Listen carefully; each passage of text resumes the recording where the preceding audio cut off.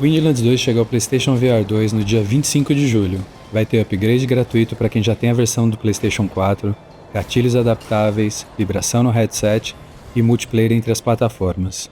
O mais importante é que o game entrega com excelência a sensação prazerosa de se locomover no ar, feito Homem-Aranha, sabe? E isso me deixou com um sorriso no rosto por um bom tempo.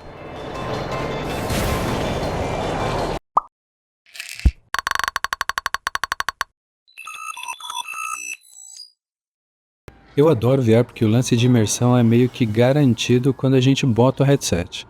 Mas eu também tenho a impressão de que quando a gente faz movimentos com o nosso corpo para agir da mesma forma dentro do jogo, a gente ganha uma camada extra de imersão. E é exatamente o caso aqui. Neste game eu tenho literalmente que levantar meus braços, apontar meus controles pro alto, apertar e segurar o gatilho para que meu avatar replique isso no jogo. Ou seja, consiga mirar essa espécie de gancho em pontos específicos do cenário e possa balançar e me deslocar de um canto para o outro, o que torna a coisa ainda mais próxima do real. Os controles dentro do jogo têm um formato parecido com os que seguro em minhas mãos.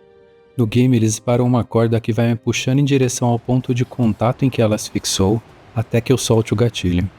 O detalhe é que ela só pode ser fixada nas partes verdes dos biomas disponíveis no jogo, e o alcance desse gancho é limitado. O meu palpite é que os desenvolvedores sacaram que essa mecânica funciona muitíssimo bem e construíram um game ao redor dela. A gameplay é onde o Windlands 2 brilha. A sensação de estar no ar avançando enquanto me penduro de galho em galho é muito boa.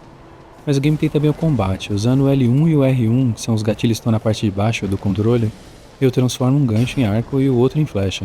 Essa praticidade de não ter que guardar uma coisa para pegar a outra rende momentos muito legais. São aqueles em que você ainda está no ar, saca o arco para atacar os inimigos antes de tocar no chão ou se pendurar novamente. Porra, é bom demais isso. Guardian! We're nearing the sacred mountain!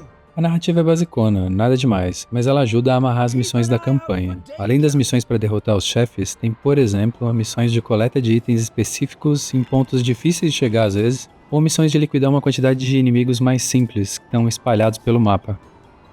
Eu levei cerca de 5 horas e meia para terminar a campanha. Alguns pontos de travessia são realmente desafiadores e podem causar alguma frustração. Na real, eu acho que eles são mais difíceis que o chefe das fases, porque nesses casos você se sente empacado. Você não tem mais nada para fazer a não ser acertar aquele movimento que você já errou umas 300 vezes.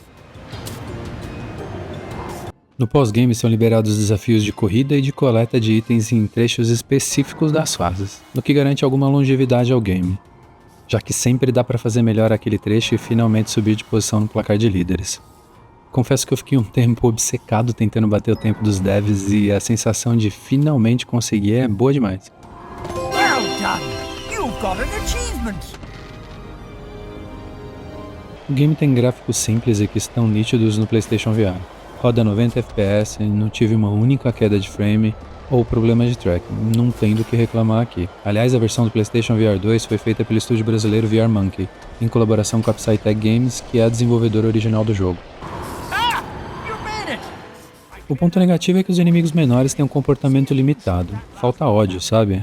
Apesar deles atirarem, eles são meio previsíveis e ocupam uma parte limitada do cenário. Seria bem legal se eles nos perseguissem pelo mapa, por exemplo. Um outro ponto é que eu fiquei com a sensação de que as missões são divididas por categoria. Na missão X você só vai coletar itens, na missão Y só vai enfrentar minions, e isso me pareceu uma coxa de retalho, sabe? Uma espécie de peças conectadas para formar algo maior ao invés de algo orgânico em que as coisas vão se misturando e ajudam a transmitir a sensação mais realista, sabe? E apesar dos personagens terem sido dublados, o que é algo bom, o game não foi localizado para o nosso idioma, então dublagem e legendas só em inglês. Off we go! You'd better follow him. Bom, Windlands 2 acabou, e aí?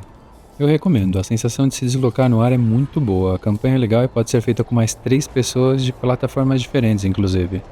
E depois dela ainda tem os desafios e a briga para melhorar o tempo e entrar no ranking, o que garante uma vida extra pro jogo.